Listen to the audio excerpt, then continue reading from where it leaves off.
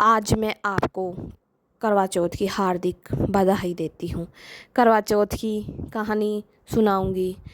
साहूकार की बेटी होती है, 7 भाइयों की बहान, नाम करवा, और अपने लाड प्यार से पली बड़ी 7 भाइयों के बीच में। जब ससुराल से पहली बार अपने पीहर आती है तो उसने करवा चौथ का व्रत कर रखा होता है। तो जब भाई आते ही खाने के लिए पूछते हैं तो बहन बोलती है कि भाई मैं तो शाम को चंद्रमा के अर्घ दे के ही खाना खाऊंगी। जब भाई शाम को ड्यूटी पे से आते हैं अपने व्यापार से फ्री होके, तो बहन को व्याकुल देखते हैं। तो छोटे भाई से वो व्याकुलता देखी नहीं जाती और अपनी बहन को बोलता है कि बहन खाना खा लो। बहन ने कहा नहीं भाई, मैं तो चांद निकलेगा तभी खाऊंगी। जब भाई ने एक पेड़ के नीचे दीपक जलाया और उस दीपक को चालनी में से चालनी उसके आगे रख दी और पहाड़ी के पीछे अर्ध पूर्णिमा जैसा चांद निकल आया। यह देखकर भैया बहन को बोला, बहन अपना अर्घ दे दो और अपना व्रत खोल लो। यह सब सुनकर बहन तैयार होकर अपनी भाभीियों के पास गई और भाभीियों से बोली, भाभी अपना व्रत खोल लो, चांद आ गया। तो भाभी ने कहा कि नहीं, ये आप ही का चांद है, हमारा चांद तो लेट आएगा। यह सब सुनकर भाभी के बीच में से निकलकर छत पे गई और अपना अर्घ दे के आ गई। जैसे ही वो खाना खाने लगी तो भाइयों ने नए नए पकवान बनवाकर उसके सामने रखे। तो पहले निवाले में छींक आ गई। जैसे ही दूसरा निवाला लिया उसमें बाल आ गया। तीसरा निवाला लिया उसमें ससुराल से संदेश आ गया। जब वो अपनी माँ के पास गई तो माँ बोली, रुको, कुछ खाली हाथ मत जाओ, कुछ वस्त्र ले जाओ। जैसे ही सिंदूक खोली तो उसमें सफ़ेद और काले रंग के ही कपड़े निकल रहे थे। तब माँ ने कहा कि बेटी अब तो आप ऐसे ही जाओ, फिर ले जाना।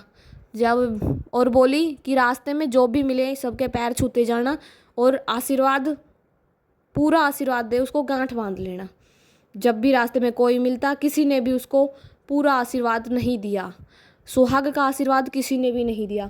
जब वो अपने आंगन में गई तो उसकी ननद खेल रही थी तो उसने उसके भी पैर छुए तो उस ननद ने उसको सुहाग का आशीर्वाद दिया पर पूरा नहीं दिया।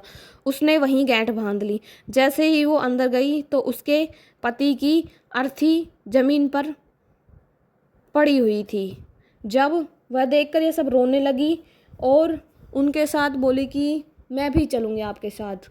शमशान घाट में जाने के बाद उसने अग्नि नहीं देने दी और गांव वालों ने उसकी वहीं झोपड़ी डाल दी। तो वहीं उसकी वो सेवा पानी करती, रोज़ाना साफ़ सफाई करती और उसकी ननद उसके लिए खाना लाती। जब चौथ आई तो वह हर माह की चौथ करने लगी। देवी उससे प्रसन्न होकर उसको प्रकट हुई और बोली, क्या बेटी क्या चाहिए? बोली, मुझे मेरा सुहाग वापस चाहिए। बोली, ये सुहाग मैंने नहीं लिया, ये सबसे बड़ी कार्तिक की चौथ माता ने लिया है।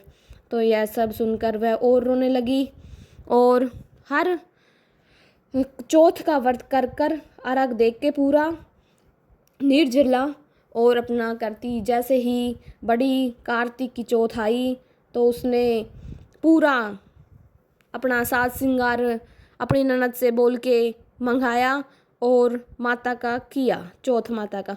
जब चौथ माता प्रकट हुई और बोली, बोल रही अधम में चांद उगाऊंगी, व्रत तोड़ने वाली, क्या चाहिए तेरे को? बोली, मेरे को मेरा सुहाग लौटा दे।